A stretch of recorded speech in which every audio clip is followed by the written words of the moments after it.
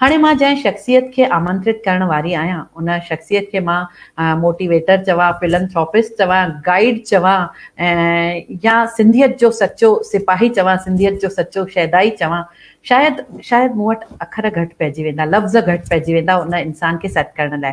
जी दोस्तो, ही शख़्स बॉलीवुड इंडस्ट्री में भी पंहिंजी पैठ रखे थो ऐं सिंधी कलाकार, चाहे वो आर्टिस्ट हुजे, चाहे वो सिंगर हुजे, चाहे थिएटर आर्टिस्ट हुजे, चाहे फिल्मी दुनिया जो हुजे, उनखे अॻिते आणण में ही पंहिंजी तरफ़ां कोई कमी न छॾींदा आहिनि। उनखे अॻिते आणण में ही पंहिंजी तरफ़ां पूरो सपोर्ट कंदा आहिनि।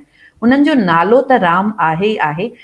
1947 में ॼावा हुआ, आज़ादीअ वारे साल में, ऐं उन साल मतिलबु पोस्ट इंडिपेंडेंट एरा जेको रहियो उन वक़्त ते अहिड़े असांखे सिंधियत जे सचे सिपाहियुनि जी ज़रूरत हुई जेके सचपच पंहिंजे नए थॉट्स सां, पंहिंजे रिवोल्यूशनरी थॉट्स सां अॻिते अचनि ऐं असांजे हिन वरसे खे संभालनि। त अहिड़ा हिकु शख़्स जेके हिन वरसे खे ॾाढो सुहिणे नमूने संभाले रहिया आहिनि उहे आहिनि सहयोग फाउंडेशन ऐं ग्लोबल सिंधी काउंसिल जा प्रेसिडेंट आदरणीय डॉक्टर राम जवाहरानी साहब। मां आमंत्रित करणु चाहींदसि उन्हनि खे स्क्रीन ते ऐं चाहींदसि कि उहे असां सां गॾु स्क्रीन शेयर कनि। जय झूलेलाल राम सर। जय झूलेलाल कविता जी। जय झूलेलाल। जय झूलेलाल बेटा। तव्हांजो घणो घणो स्वागत आहे अॼु जे असांजे हिन कार्यक्रम मास्टर रांझन जे 100 बर्थ सेंटिनरी ईयर में। ऐं तव्हां हेतिरनि साहित्यकारनि सां जुड़ियल आहियो, हेतिरनि आर्टिस्ट सां जुड़ियल आहियो। तव्हांखे असां मतिलबु चवंदा आहिनि न कि बियॉन्ड इमेजिनेशन तव्हां कंहिंजी बि मदद कंदा आहियो, कंहिंखे बि तव्हां अॻिते आणींदा आहियो त उहो कल्पनाउनि खां परमात्मा आहे। मां केरु थींदो आहे मदद करण वारो? परमात्मा मदद करण वारो आहे। परमात्मा त आहे, पर हिन ज़मीन ते बि अहिड़ा रहनुमा खपंदा आहिनि जेके ज़मीनी स्तर ते सभिनी खे मदद कनि। त तव्हांखे असां उन शख़्सियत जे तौरु ॾिसंदा आहियूं। ऐं मास्टर रांझन साहब जे हिन जन्म शताब्दी वर्ष खे असां मनाए रहिया आहियूं। तव्हां उन्हनि जी पोइट्री जी स्टडी कई आहे, तव्हां उन्हनि खे ॾाढो उन्हनि जे परिवार खे बि सुञाणो। मां चाहींदसि कि तव्हां उन्हनि जे बारे में बि ॿुधायो ऐं उन्हनि जी पोइट्री ते बि थोरी रोशनी विझो त वधीक में वधीक माण्हुनि खे ख़बर पइजी सघंदी उन्हनि जे बारे में। जी कविता जी, पहिरीं त मां 100 सालनि जो जेको उत्सव हिन साल खां शुरू थियो आहे मास्टर रांझन जे सम्मान में, मां उन्हनि जे परिवार खे वाधायूं थो ॾियां ऐं सिंधी सॼो परिवार उनजो परिवार आहे। उन्हनि सभिनी खे वाधायूं आहिनि। सही माना में हिकु जेको शाइर थिए थो उहो कंहिं बि दायरे जे बंधन में कोन्हे। हुनजी जेका उॾाम आहे, हुनजी जेका परवाज़ आहे, उहो खुलियल आसमान आहे। हर दौर में शाइरनि उन वक़्त जे नज़ारत खे ॾिसंदे उन वक़्त जे हिसाब सां उन्हनि पंहिंजा गीत, पंहिंजा कलाम, पंहिंजूं शाइरियूं कयूं आहिनि ऐं हर विषय ते उन्हनि पंहिंजा पंहिंजा कलाम लिखिया आहिनि, शाइरियूं ॾिनियूं आहिनि। पर कॾहिं कॾहिं ईअं बि थियो आहे, मूं जेको महसूसु कयो या मूंखे स्टडीअ खां पोइ ख़बर पई त हिकु शाइर जा साॻिए विषय ते अलॻि अलॻि वीचार बि थियनि था पिया। मूंखे यादि थो अचे त अक्सर इहो चयो वेंदो आहे त शमा परवानो दीवानो आहे। परवानो शमा जो दीवानो आहे ऐं हुनजी मोहबत में हुन सां मिलण वञे थो, पर शमा हुनखे जलाए थी छॾे, उहो फना थी थो वञे। पर हिकु ॿिए शाइर हीअं बि लिखियो आहे त परवानो शमा सां मोहबत करे इहो मुमकिन न आहे।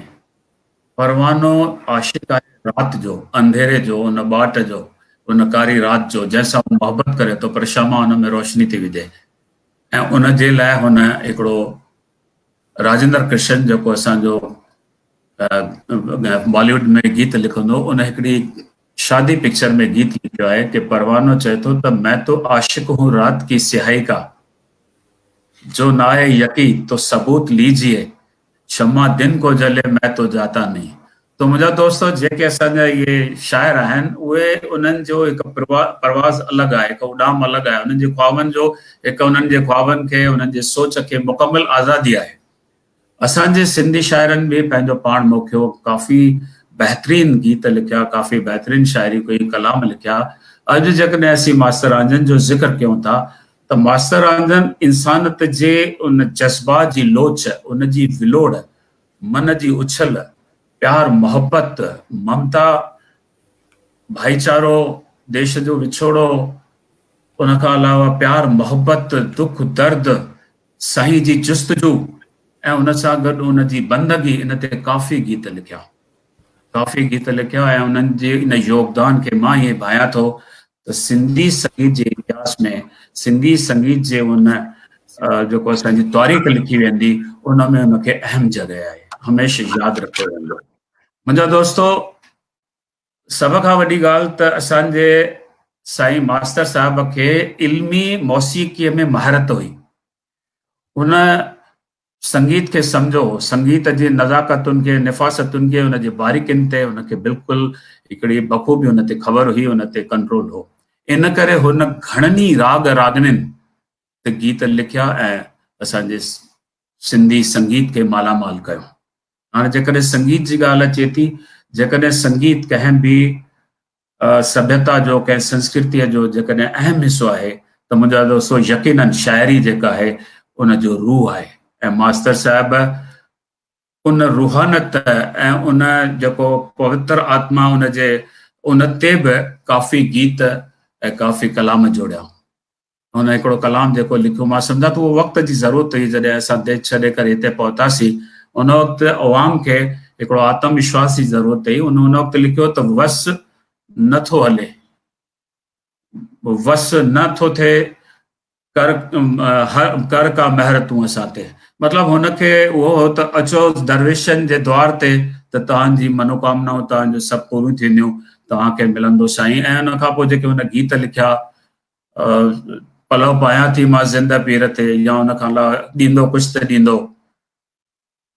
हिकिड़ो ॿियो गीत तमामु मशहूरु थियो जो जेको आहे त अलाए जे छा में राज़ी आहे, अलाए जे कंहिं ते राज़ी आहे। इहे गीत हुनजो खज़ानो आहिनि। असां सिंधियुनि जो जेको ज़ख़ीरो आहे संगीत जो, मौसीक़ीअ जो, उन में इहे खज़ानो आहे, वॾो खज़ानो आहे। मां जेकॾहिं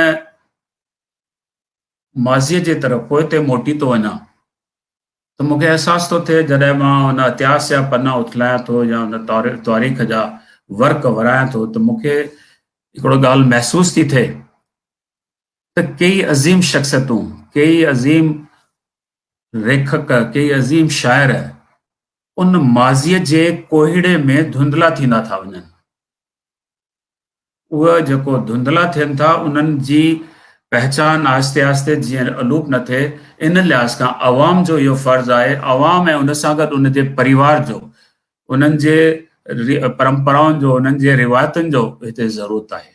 जेकॾहिं उहे उन्हनि खे हर दौर में ज़िंदा रखणु चाहिनि था त संगीता ऐं उन जे असांजे मास्तर रांझन जे पुट मोहन वछाणी ऐं संगीता सुखवाणी जेका हुनजी पोटी आहे, इन्हनि जेको कार्य हथ में खयो आहे उहो लासानी आहे। सचपच हुननि पंहिंजे उन वॾे जो, उन शाइर जो, जेको असां सॼी सिंधी जातीअ जो हिकिड़ो आहे वॾो शाइर आहे, उन जी जेका जोत जलाई, उन जेका लाट उहो रोशन कई, उनखे उजामण न ॾिनो आहे।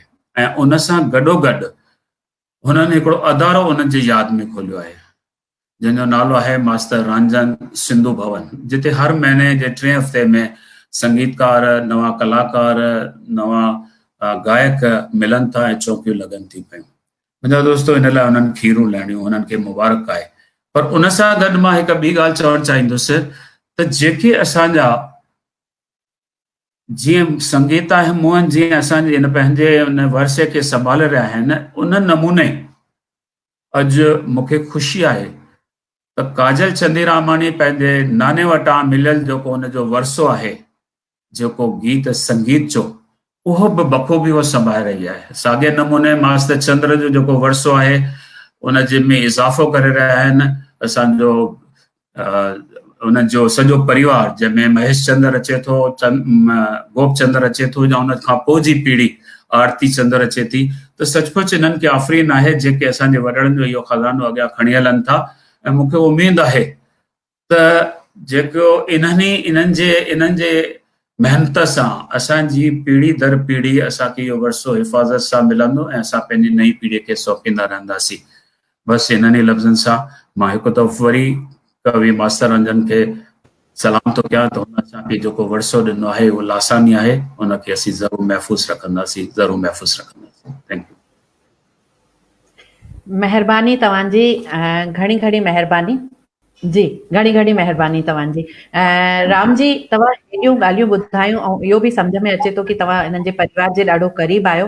तव्हां ॾाढियूं सुठियूं ॻाल्हियूं असांखे ॿुधायूं ऐं हिकु भेरो वरी इहो चवणु चाहींदसि कि तव्हां बैक स्टेज असां सां गॾु हुजो, छो त कुझु अञा सुवाल आहिनि जंहिंजे लाइ तव्हांखे मां हिकु भेरो वरी मंच ते आमंत्रित कंदसि, स्क्रीन शेयर करण लाइ इनवाइट कंदसि, त तव्हां बैक स्टेज प्लीज़ वेट कयो, तेसि ताईं असां कार्यक्रम खे अॻिते था वधायूं। महिरबानी।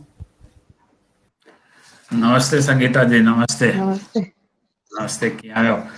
मस्त मस्त। मां त पंहिंजे दर्शकनि खे इहो ॿुधाइणु चाहींदुसि त संगीता खे लिखण जो जेको ॾांहुं आहे उहो पंहिंजे ई परिवार मां मिलियो आहे।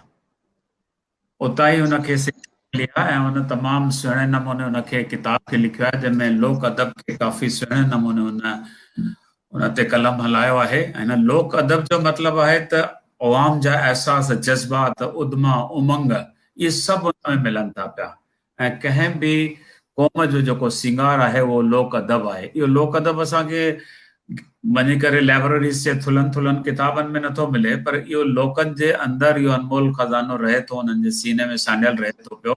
ऐं संगीता उन जे लाइ तमामु सुठी रिसर्च कई आहे ऐं तमामु सुहिणी सिंधीअ में, सरल सिंधीअ में इन किताब खे हुन कलमबंद कयो आहे ऐं मूंखे पक आहे, उमेद न पर पक आहे त इहो किताबु ईंदड़ पीढ़ीअ लाइ लाभदायक थींदो। मां तव्हांखे ॿुधायां त संगीत जो बि जेको हिननि में, जीअं मास्टर रंजन साहिबु हिकु संगीत जो माहिर हो ऐं हुन संगीत जो जेको मौसीक़ीअ में जेको हुन जो हिकु मुक़ाम आहे, उहा झलक अॼु बि मां संगीता में बि ॾिसंदो आहियां। त उहा झलक सॼो हुनजे परिवार जो वरिसो आहे, जंहिंखे उहा अॻियां वधाए रही आहे ऐं असांजूं शुभकामनाऊं आहिनि सां हमेशह वधंदी रहे। ऐं मूं काई बि हेल्प न कई आहे, जेको कुझु आहे मुंहिंजो नॉलेज कॾहिं उहो मूंखां पुछंदी आहे, पर सॼी महिनत हिनजी अथव ऐं सॼी महिनत इहा ई करे हिन किताब खे कंप्लीट कयो अथई। ऐं इहा बि मां तव्हांखे ॿुधायां, अलाए घणा किताब हिन रेफर कया हूंदा रिसर्च जे लाइ। हिकु हिकु ॻाल्हि खे बारीकीअ सां हिन तव्हां ताईं पहुचाइण जी कोशिशि कई आहे।